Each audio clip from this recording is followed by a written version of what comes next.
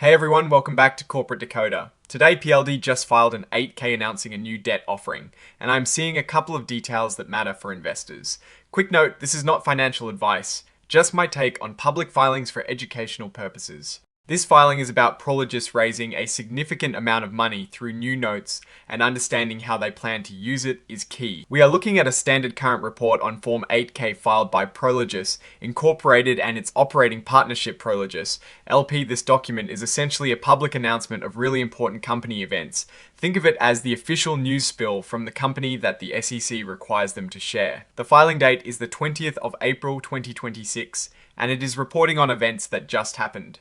The report itself is dated the 27th of April 2026, which is the typical delay between the event and the official filing. Prologis Incorporated, the parent company, is incorporated in Maryland. It is a big name in the real estate world, particularly in logistics and industrial properties. Their ticker symbol is PLD. You probably see their warehouses and distribution centers everywhere. The operating partnership Prologis LP is incorporated in Delaware. Often these partnerships are structured this way for many large corporations. Their main business is all about industrial real estate. They own, operate, and develop properties that are crucial for supply chains. Think warehouses, distribution centers, logistics facilities, places where goods are stored and moved. In simpler terms, they own the buildings that help companies get their products from factories to you. Prologis Inc. has its common stock traded on the New York Stock Exchange under the ticker symbol, PLD. This is the stock most investors are familiar with. The filing also mentions existing debt offerings. For example, Prologis LP has notes outstanding that mature in 2029 with a 2.25% interest rate, and notes due in 2040 with a 5.625% interest rate.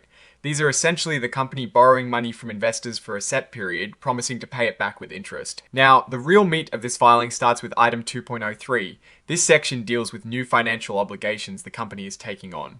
Essentially, Prologis LP is announcing it is about to issue new debt. It mentions that the issuance and sale of these notes are expected to close on the 27th of April 2026. This leads us into item 8.01, which provides more details about these new notes.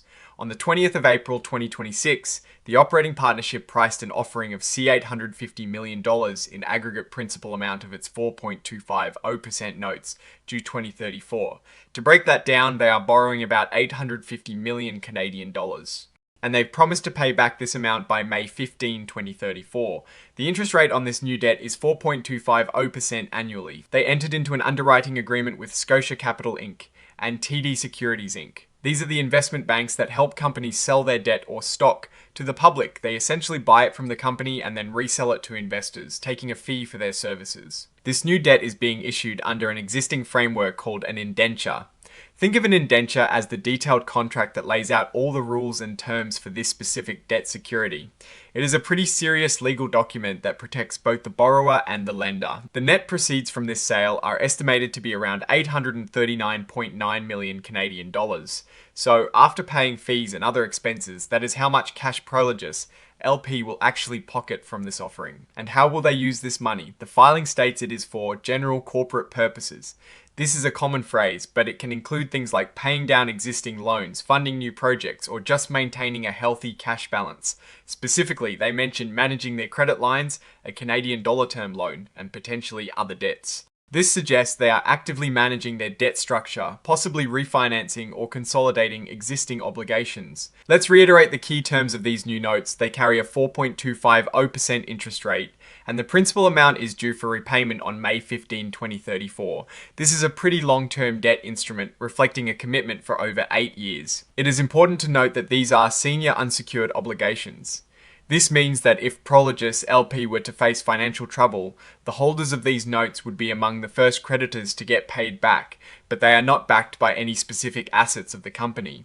If the company were to go bankrupt, unsecured creditors would typically recover less than secured creditors. The filing also details how the company can redeem these notes early. Before the 15th of February 2034, which is called the par call date, Prologis has the option to buy back the notes. The price would be the greater of 100% of the principal or a calculated value based on current interest rates and the remaining time to maturity. This gives them flexibility if interest rates fall, allowing them to refinance at a lower cost. After the par call date, they can redeem them at face value plus any accrued interest. The indenture also includes restrictions. These are essentially covenants designed to protect the bondholders. They limit the company's ability to take on too much extra debt or to sell off too many of its assets, which could hurt its ability to repay the notes. This is standard practice to ensure the company remains in a stable financial position. These notes are being issued under a shelf registration statement. This is a filing that allows companies to pre-register securities they might want to issue in the future, making it quicker to bring new offerings to market when needed. So, this isn't necessarily a surprise issuance, but rather part of a pre-planned financing strategy. Now, let's look at the exhibits. These are the actual documents that support the filing. We see the underwriting agreement, which is the contract with the banks facilitating the sale. There is also the form of the officer's certificate, which establishes the terms of these specific notes, and the actual text of the note itself. These are critical documents for anyone who wants to dig deeper into the specifics of the deal. The underwriting agreement lays out the precise terms of how the banks will purchase these notes from Prologis and then sell them to investors. It covers the price, timing, and responsibilities of each party. The officer's certificate is a corporate document by company officers that formally sets the terms of the notes according to the indenture. It's basically the final stamp of approval on the deal specifics. And this exhibit is the actual template for the notes themselves. It would contain the legal language defining the debt obligation. There is also a legal opinion from Mayer Brown LLP. This is common for debt issuances. It is an opinion from external legal counsel stating that the securities have been duly authorized and issued in accordance with applicable laws and the company's charter documents, providing an extra layer of assurance. Finally, we have the signatures.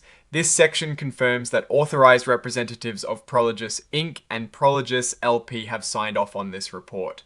David Mallinger, Senior Vice President and Assistant Secretary, signed on behalf of both entities. This is just the formal sign-off to make the filing official. So, what does this all mean for investors? Prologis is actively managing its capital structure. They are raising a significant amount of money, priced at a reasonable 4.25% rate in Canadian dollars. This suggests they are likely using these funds for operations, expansion, or debt management within their Canadian market, or for general corporate purposes that might involve Canadian dollar denominated activities. The fact that they are issuing senior unsecured notes indicates they are comfortable using the capital markets to fund their growth and operations, while maintaining flexibility without pledging specific assets. Given that this is relatively standard debt financing for a company of Prologis' size and industry, it doesn't necessarily signal immediate distress, but rather ongoing business operations. The risk I am watching is how proactively they manage their debt levels as interest rates fluctuate, and how effectively they can deploy this new capital to generate returns that exceed the cost of this debt. My biggest concern really revolves around the broader economic conditions affecting the industrial real estate sector and Prologis' ability to navigate those cycles. What I am actually looking for is continued operational efficiency and profitable growth funded by prudent capital allocation. Oh, and the research tools I actually use are linked in the description. They help keep this channel going. That is my take. Stay decoded. If this analysis was valuable, hitting that like button really helps, and subscribe for more deep dives.